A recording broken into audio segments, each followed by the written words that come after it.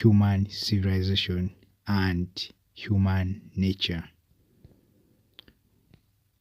During the times of Titanic, here it says, when the Titanic sank, it carried millionaire John Jacob Astor the Fourth. The money in his bank account was enough to build 30 Titanics.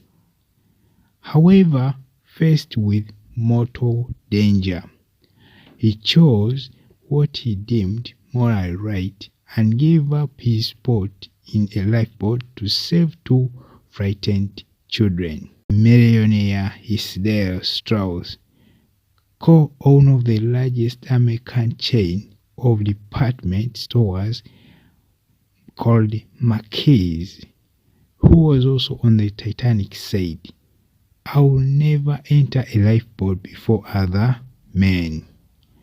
His wife, Ida Strauss, also refused to board the lifeboat, giving her spot to her newly appointed maid, Ellen Bird.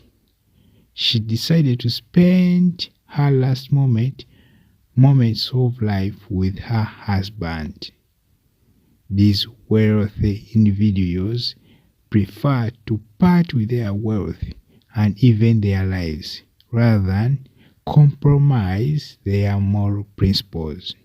The favor of moral values highlighted the brilliance of human civilization and human nature.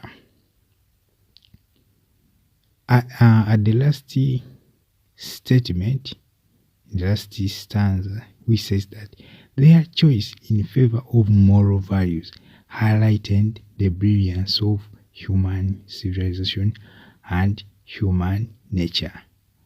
That's what where I got the title called Human Civilization and Human Nature. And that's the moral of this story.